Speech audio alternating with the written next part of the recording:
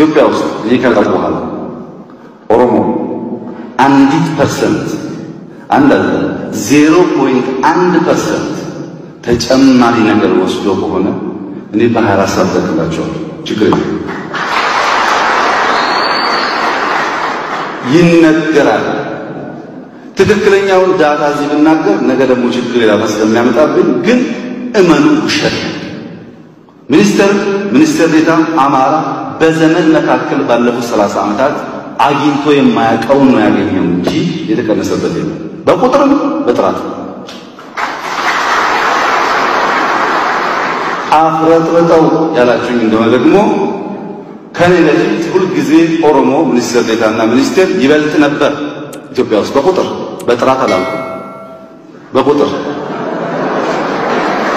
አሁን ግን አማራ ይበልጣል Dugaan qajeeltee uumaan ganama madaalli seeraa hundaan qixxaate haqni Oromoo iftee mul'atti yaa Rabbi yaa Gooftaa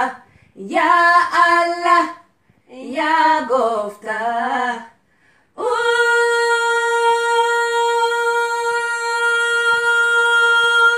ni bilisomna ni wala bomna ni birmadomna ni jifana yololtan lola Oromo wajini firoman kamnu alaga wajini yololtan lola Oromo walini firoman kamnu alaga wajini yololtan lola Oromo walini firoman kamnu alaga wajini yobultan bola Oromo walini firoman kamnu alaga wajini Darbaddu gati wanjo gabruma mirkane faddu ababiyuma chasabba keti ijar debisi guca walaba adunya tipsi ya Rabbi ya Gofta ya Allah ya Gofta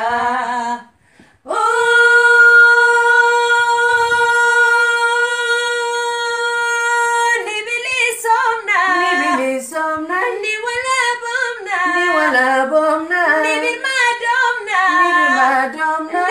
jifana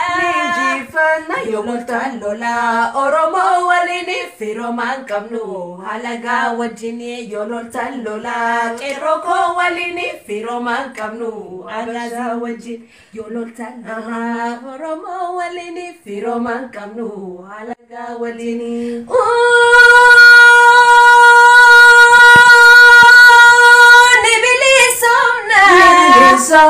ni wala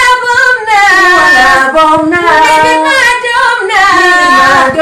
ni itifana yololtan lola Oromo walini firoman kamnu alaga wajini yololtan lola Oromo walini firoman kamnu alaga wajini Harum sangu feja yode sangkun tokko yunuf achini simbo Demokrasi nu bekun tokko qabso kenyan qabso qeerroo kanaatiin nufe malee sherfee nuun finne warri OPDO'n addana keessa jirtan isinin galateeffan kanaaf woboo ajjeesuun wanti inni barbaachiseefi yoo addi bilisummaa Oromoo iddoo qabate akka OPDO'n baduun beekne hin bada boris gaaffiin qabu hunuma bada boris hojiin isaa usa balleessaa jiran ni gidduu kana gana hamma gandaatti iyyuu dhufan ni kaleessa dheengadda korraapshinii waraanni adda bilisummaa Oromoo garuu akkuma sila hubatamaa ture hundee mukaa nyaataa ture har'as hundee mukaa nyaataa ture meeshaa harka jiru immoo dheengadda bolamaa maal jedhan caccabaa qawwee nu kaa fudhateedhan durumayyuu isaan caccabaa qawweetiin nu doorsisu erga isaan harkaa fudhate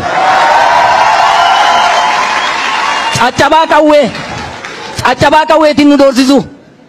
nurkaa fuudhe erga jedhani caccabaa qawweetiin nu doorsaa jiru isaan duriyyuu isa kana uummata Oromoo fuulatti dhiifama gaafachuu qabu bulammaan maaliif beektaa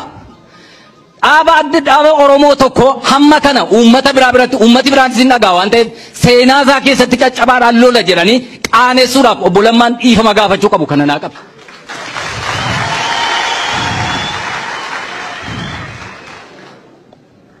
Haa ta'u kun gaariidha. Amma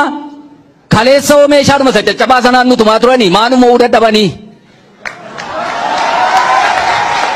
Har'a onneetu alaa dhufe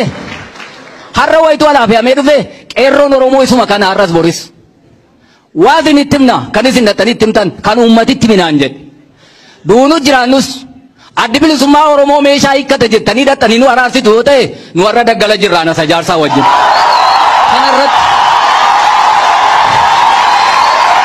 kanarratti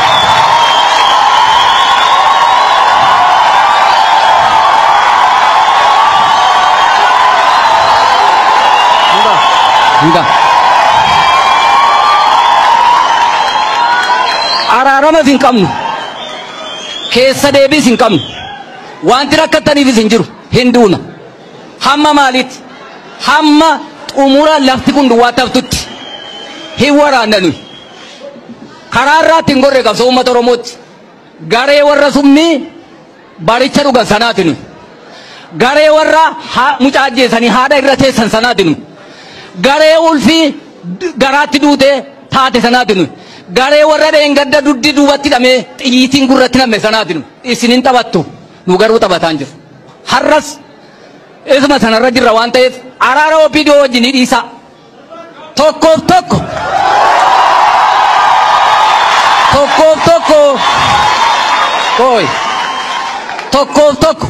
qawwee isaa hidhatee haa ta'u akka barbaaddetti jettu yoo ta'e asoosaas hin naqinaa hin ta'anni kun maaltu asoosaattis hin jiru maaltu wallagga keessas hin naannessu waa'ee qawwee hiikkachuu adda bilisummaa waraana adda bilisummaa Oromoo miti kan murteessu nuti murteessu utuu jaalle marroon nanii hiikkadha jedhee iyyuu amma gudiisa goona utuu jaarsi gubbaadhaan nanii hiikkadha jedhee iyyuu har'a gudiisa goona kana jechuun maal jechuudha arseerummaa hin mormina nuti biyya keenya yookiin ganda keenya keessatti biyyi bilisummaa diimokiraasii dhugaa argatte yoo jiraate nu bira sabaaf sablammiin sirriitti kan inni waaqeffatu nu bira sabaaf sablammiin inni iddoon itti nagadatu iddoo addi bilisummaa Oromoo jiruudha dangaan kan hin cabin uummati walqixummaa kan inni jiraatu dhattanii ilaaluu dandeessu nu bira maal barbaaduudhaaf deebinee isin gabbarra maaltu dhufa maal nuuf itti kanaaf yoo dhuguma mootummaa ta'eera ta'e haati manaa nurraa fudhatamaa jirti manni keenya cabee raawwatee naaf ammanaa bu'aa jira suuqiin cabaa jira mootummaan kun dhuguma mootummaa ta'eera yoo ta'e amma atattamaan koree tokko dhaabee kana nu qulqulleessuu qaba namoota har'a du'an kanaaf namoota har'a garafamaa jiraniif humni ga'u tokko humni giddu galeessi tokko isin warra miidiyaa kun egaa gidduu si anaa badaa waan adaraa isinitti hin kennan nu Jawaar dhiiftaniitu waan ta'eef hin araaramtan waan ta'eef badaa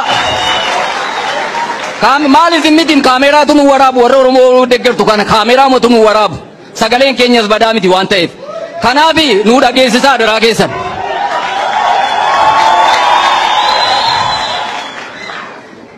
koreen tokko haasaan dheeressa fakkaata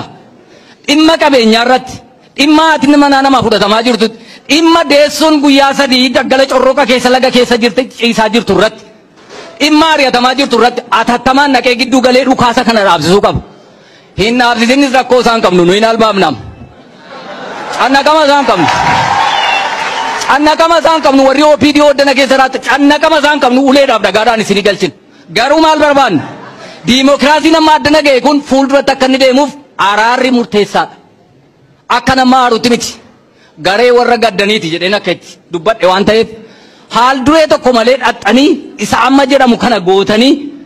amma atattamaan koreen gaazexeessootaa dhufee rakkina sana akka inni nu waraabu gootanii mootummaan immoo waraana atattamaan nurraa kaasuu qabu nu akka itti manatti gallu dhabneerraa ala bullaa qaaqee fudhatanii yoo laaltan waajjirri mootummaa cufamee magaazina xiitii ta'e rabbotaan maneen beeka hawaasa akka jirutti durbi karaan dabartu banneerra nuyi maal dhukkuba adda addaatiin immoo garafamuudhaafi nuyi maaliifi dhukkubaan hin dhumnu nuti iitii tokkos ne duuna waan ta'eef yoo araarri keessan kunumaa hundeen qabatu ta'e daggalatti nammina dhaamsi hawaasaa na bira jiru kanuma ulfaadhaa.